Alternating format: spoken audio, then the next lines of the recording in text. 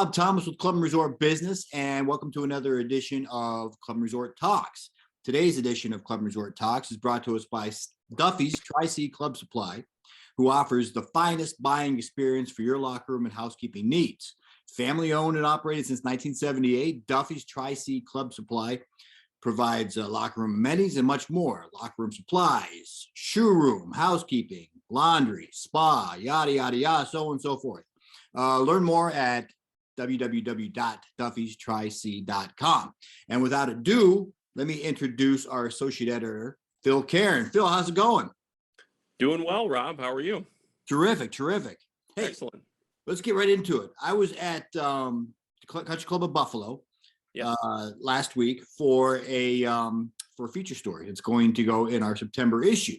While I was talking with one of the members, he asked, do I think this is going to be sustainable? You know, the COVID bump that kind of reinvigorated the industry. I'm an optimist. So I said, of course I do. I think we have a whole new influx of golfers. So we're going to lose some of the golfers back to their office jobs, some of the day golfers. That's going to happen when the offices reopen fully. If they reopen fully, I imagine they will at some point. But I think we got enough new golfers and young golfers to join the fray, right? Places like Big Shots Golf, Top Golf, Puttery, these things that are kind of like gamifying golf have brought younger, a whole new generation into the industry. And I think that's translated to the golf course. I know that you wrote about that in your August column about the next generation and how clubs are catering to them. What do you have to say about that? Well, you're right. I did. And actually, this idea kind of came about. I have three sons, 22, 19, and 16, and all three of them this year really got into playing golf. Not sure what that came about. My 19-year-old played like a dozen times this summer, loved it. My 22 and 16-year-olds both played, I'd say, around 10 times. And for frame of reference, I don't think any of them ever played more than 3 times in a season in the past. We do a little Father's Day thing here and there. They played other sports growing up.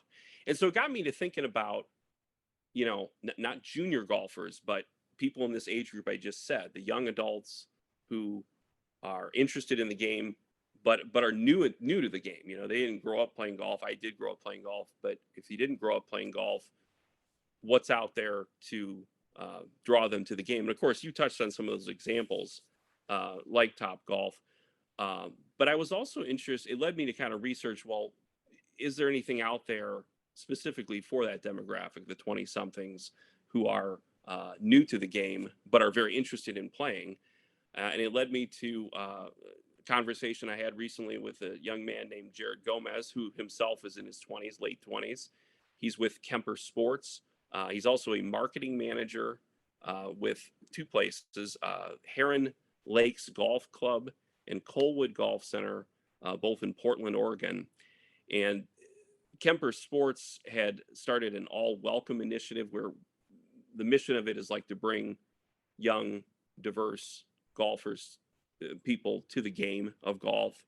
And in conjunction with that, Jared helped start a program called the Yacht Golf program, YA for young adults, for the city of Portland, actually, which is very interesting because I've never heard of an effort like that being done by a city.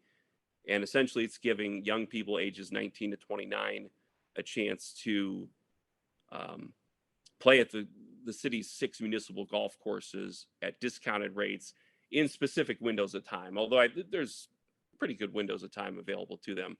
Also other things offered to them through this program, different events, even some instruction as well. And it got me to thinking my sons probably wouldn't want to go to an instructional clinic with their dad, right? But they would probably go with other young people in their age group.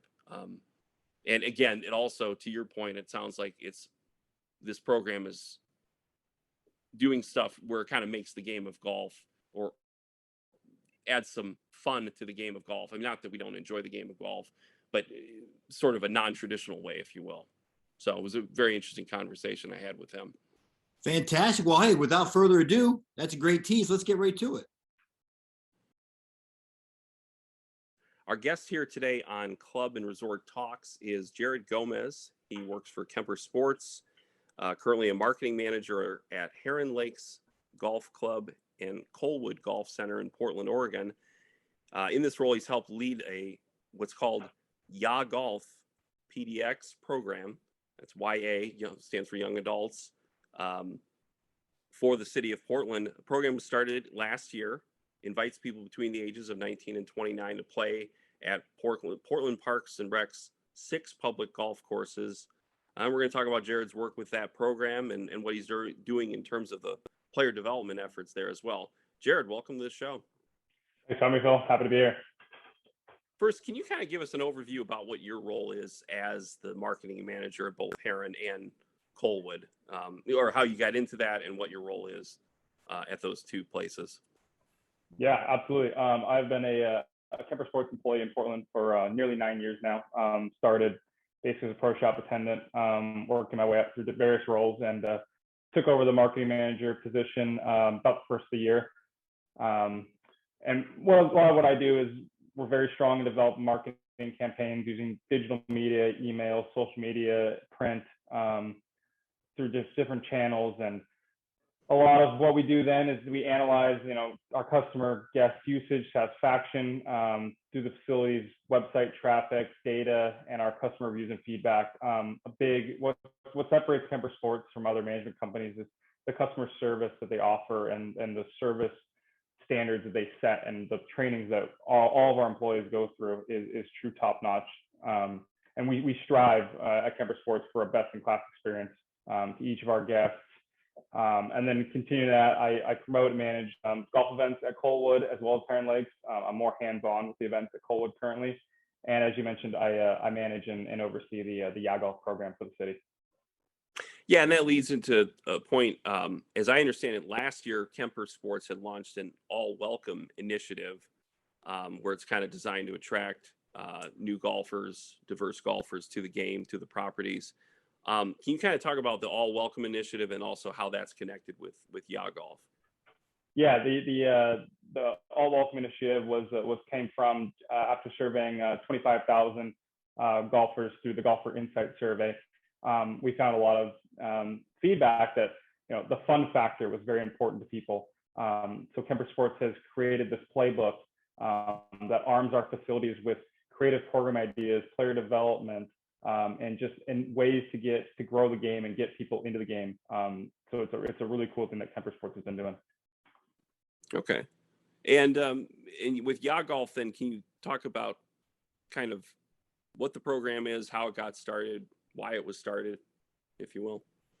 Yeah, Yacht Golf program.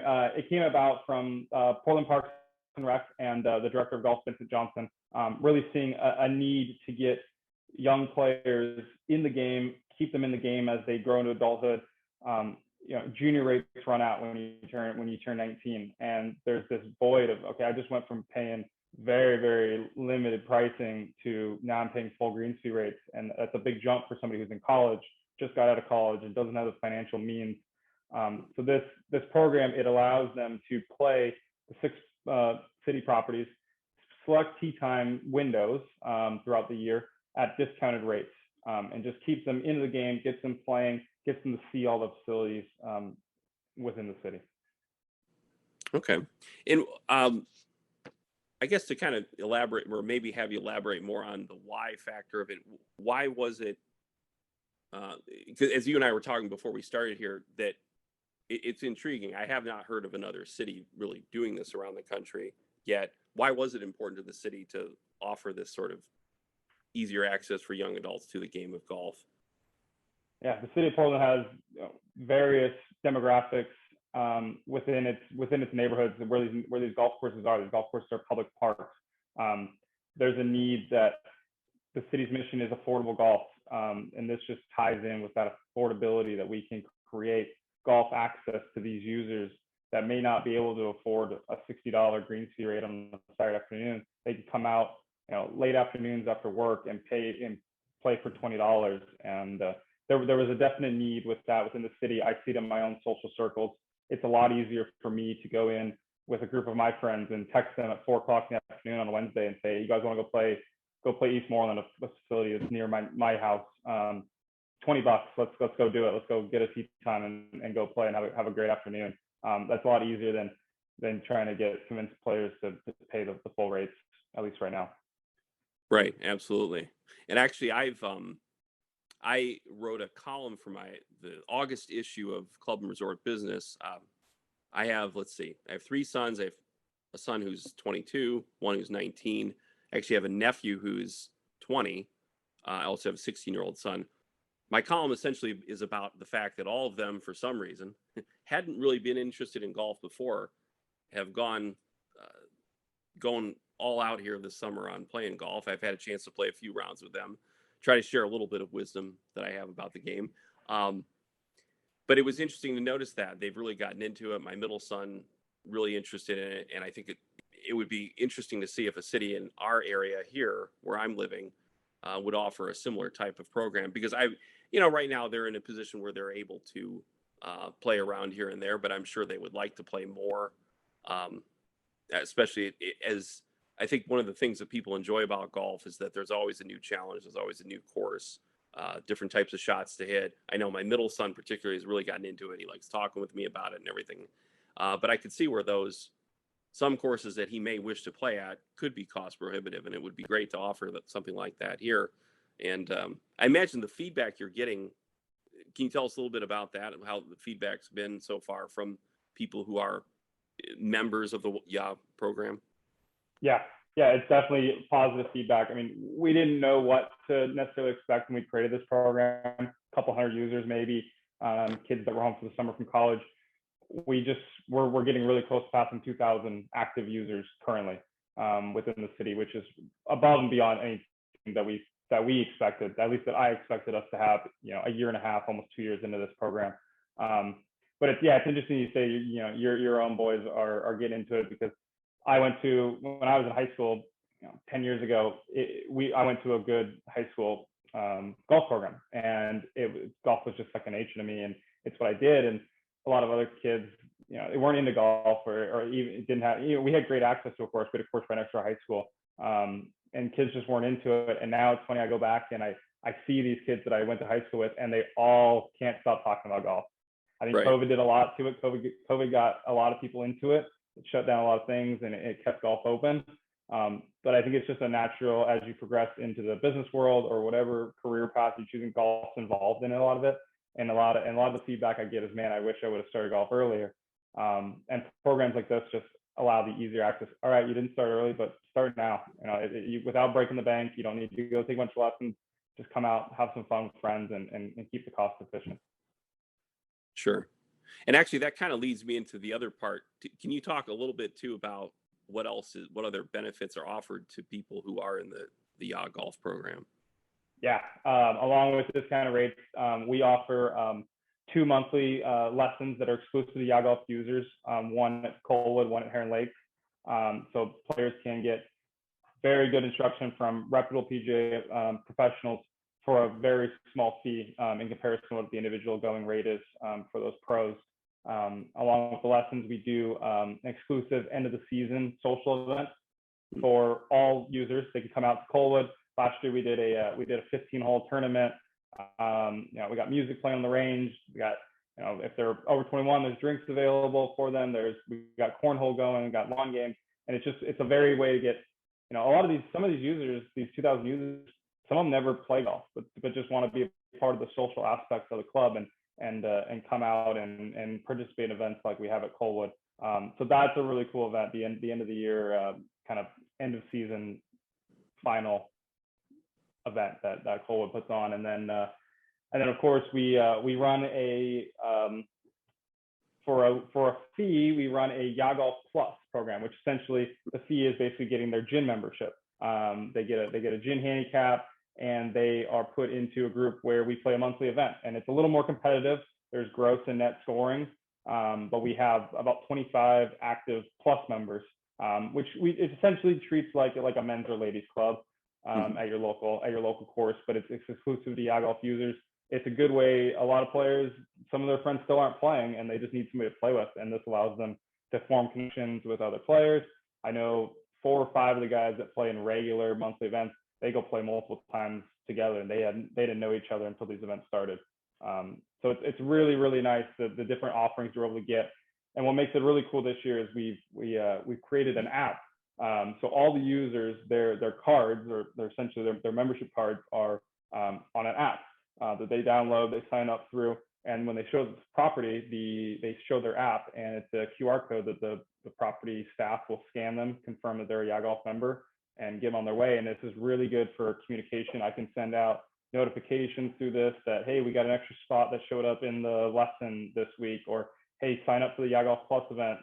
Tee times are booking quickly, or anything that we want. It's very easy for them to communicate. And of course, these users are on their phones 24/7 basically. So it's a good way to communicate with them rather than traditional email or website posts. Right. I was thinking that as you were talking about it, you have the correct age group who is tech savvy right now and can obviously navigate all that stuff pretty easily. That brings up too, and you were touching on, I was thinking about it leading up to the interview today. I see a couple things going on with this program. It's very interesting because, one, as you mentioned, of course, golf can often be cost prohibitive for people. So for people, for somebody like yourself, you played in high school and everything, you played growing up. And yes, you get to that age where you're going to age out of the junior rate, you will. So for the experience, this program kind of offers that for the experienced player who just getting started, school, a job, whatever it is, and financially they're not in the place to be able to afford the full greens fee for an adult. But the other part of this, and this is kind of where my sons come into it, is that they didn't, they played other sports in high school. None of them played, although they could have played on a golf team, but they did not. I'm noticing that there's a trend of younger people. It seems like a lot of them in their 20s are interested in taking up the game of golf. And it seems like this provides a nice avenue for it, because when I was reading about how the clinics were offered, I was thinking, my sons would like that a lot, because I was thinking, well, would they go to a clinic where, somebody their dad's age and their grandfather's age are there? Probably not. Right. But they would likely go to a clinic like this, especially my middle son, he would really enjoy that sort of social aspect of it as well. And I guess that leads to the question. So it seems to me there was really an emphasis on trying to on thinking beyond just the specific game of golf and trying to bring other aspects to it. Like you said, a social aspect to it, instructional, even some competition in there too. There's kind of a multi-layers to all this, isn't there? Yeah, I mean, of these 2,000 users, a lot of them are good players. A lot of them have barely been on the golf course before. We cater to all that, and a big part of this, as we were working in conjunction with the city to create this program, we were maybe going to have a full schedule of 7-8 events that were strictly social. Didn't even involve the golf course. Just got you to the facilities to see what else there is. Like Colwood specifically, we have a great banquet space, both indoor and outdoor. A couple of the other facilities have great indoor spaces, some of them great outdoor spaces, and just getting them out there and experiencing this is a goal of ours. Getting through this with COVID was challenging to schedule, along with just some limited resources that our company currently has just in the role. And our future plans are that we will expand the marketing team, and we'll have somebody dedicated to the Yacht Golf program that will design these social events and just get these people. And that way, if it is 2,000 golfers, maybe there's another 1,000 that really don't care about golf but just want to do something outside with their friends. There's avenues for that, and just get them to the city golf courses. They are public parks. It's essentially getting them out to a public park, getting them out to a green space, and enjoying the summer weather here in Portland. Very good. Moving forward, then, what are sort of some future plans, new plans for the Yacht Golf program? Can you talk about that? Yeah, we definitely want to expand the Yacht Golf Plus. There is a desire in a lot of players. A lot of them just don't necessarily know yet that we have this Plus program. They carry their handicaps at other clubs, or they play. They don't think they want to play competitive golf until they really know that we run this social setting competitive style.